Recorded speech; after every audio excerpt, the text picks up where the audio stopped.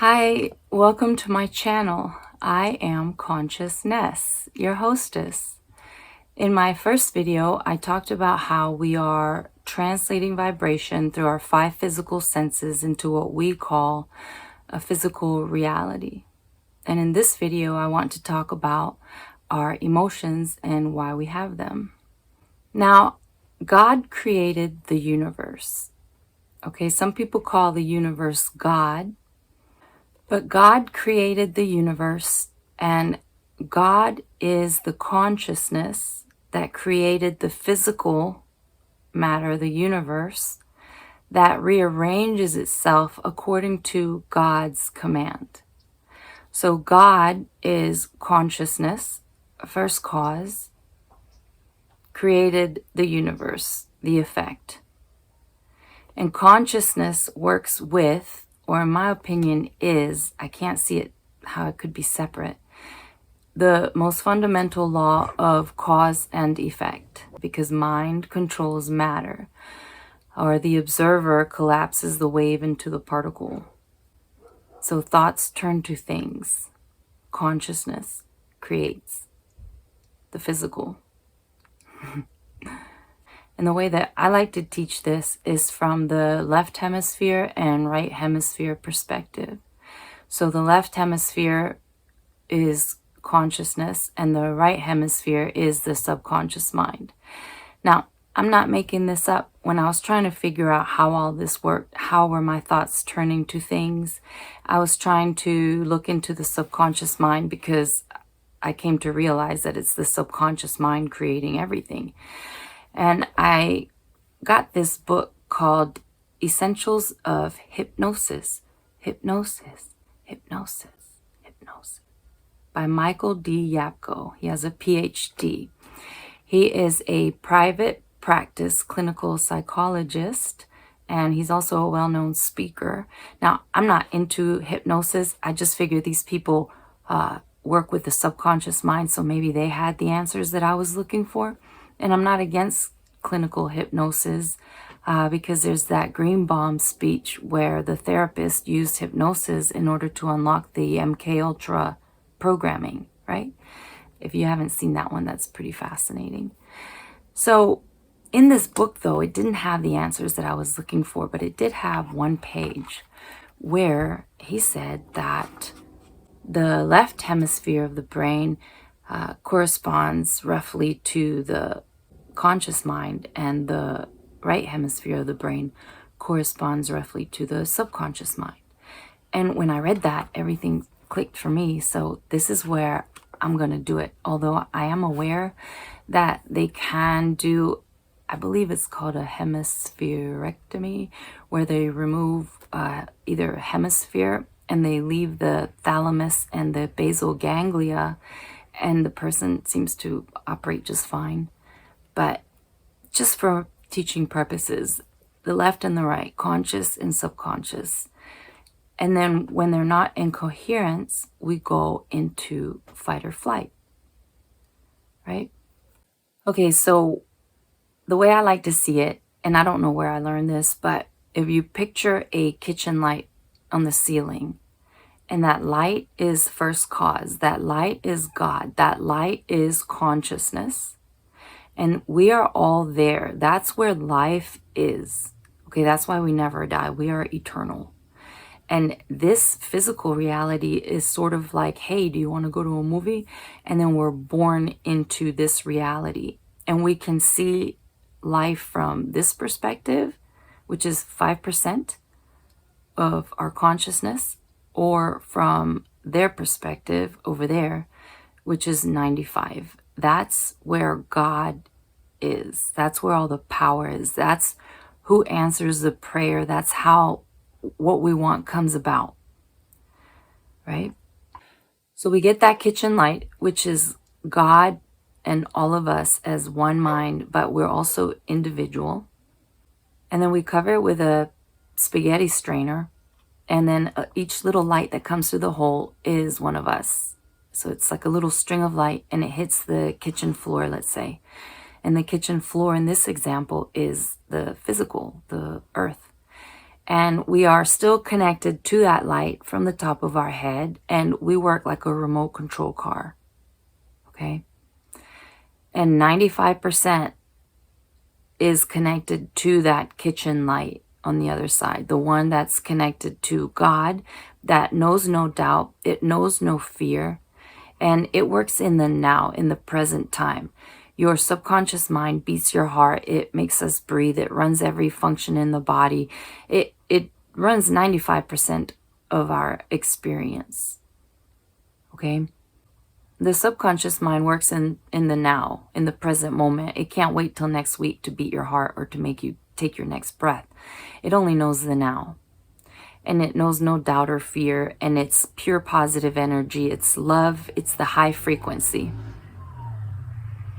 And that's the subconscious mind. That's the right hemisphere, let's say.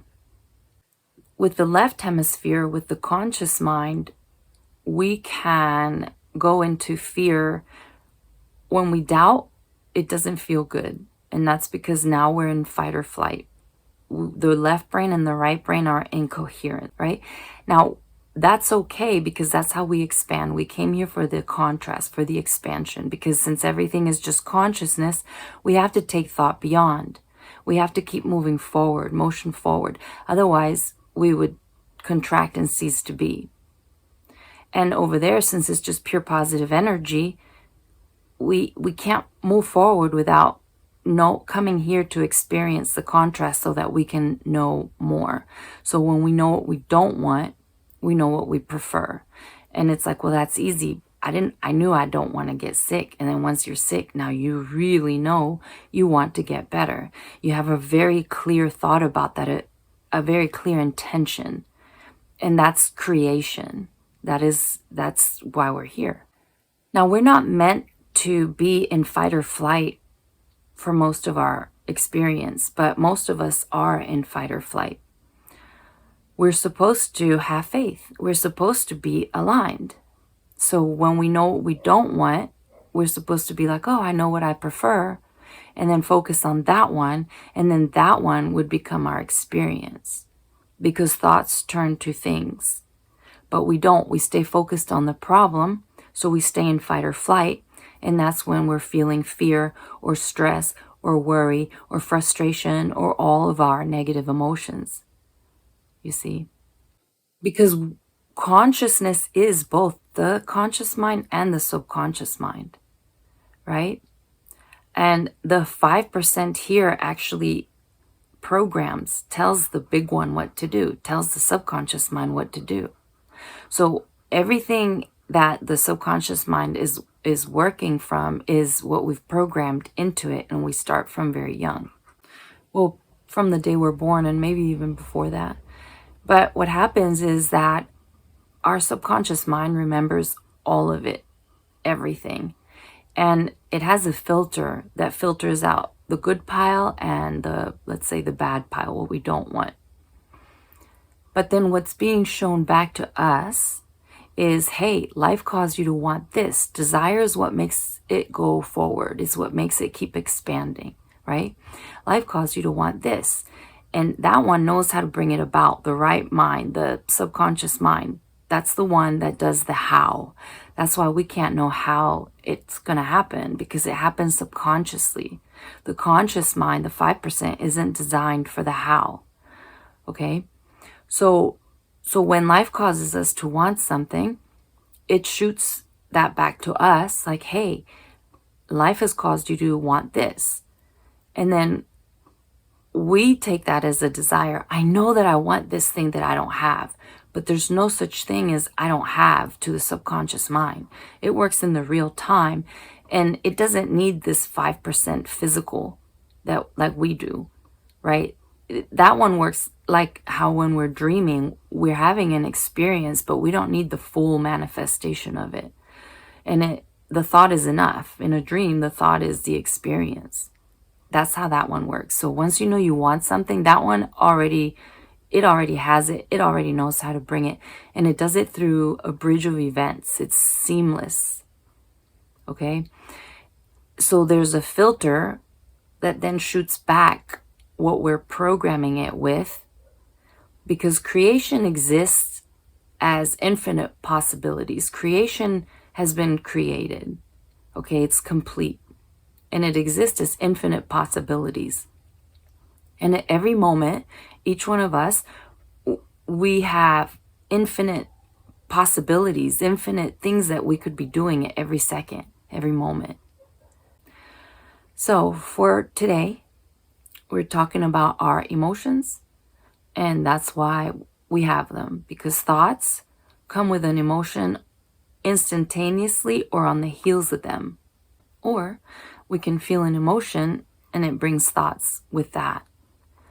But either way, thoughts have an emotion because they're either in fight or flight or they're aligned with the 95%, right? We're either in fear or in faith, let's say, or rest mode, or whatever you want to call it. And faith always feels good, because when we have faith, now the left brain is agreeing with what the right brain knows it can bring. So it's like, I know that I want this. Life caused me to know that I want this. You know how you know? Because your right brain can already bring it to you. That's why we see driftwood or birds before land, whatever, before the manifestation happens.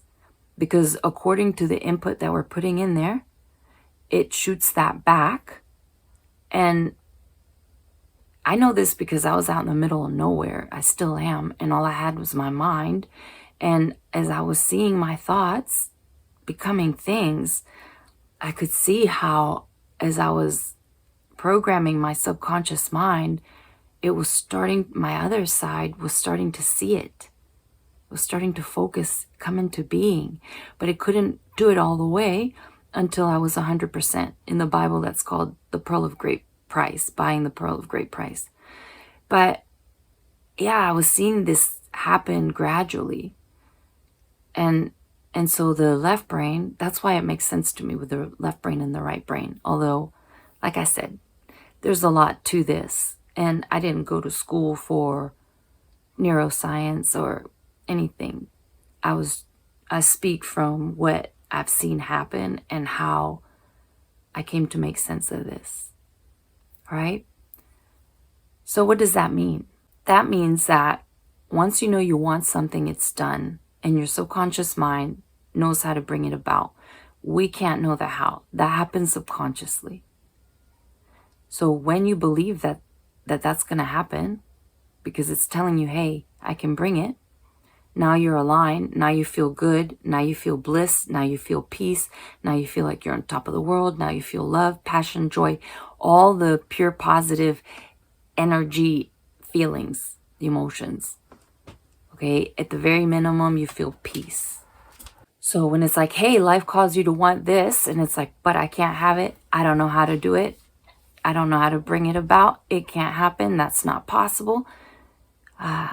Now you feel that discomfort or the negative emotion, and now you're in fight or flight. And we're only supposed to spend a very little while there. Just, oh, look, life caused me to know I don't want this, I prefer this. That means the one that I prefer is getting ready to happen, because thoughts turn to things. And if we're thinking about the one we don't want, because we're dealing with thought alone, this is just consciousness. And whatever we are saying, this is what's happening, that's what has to reflect back to us. Whatever we're identifying with as being true, it's what has to be reflected back to us. The outer is a reflection of the inner. And then you know which one you're creating, heaven or hell, by how you're feeling. We're either in fight or flight, or we're aligned. So that's it for this video. That's it for our emotions and why we have them. And I thank you very much for watching, and I'll see you next time. Bye.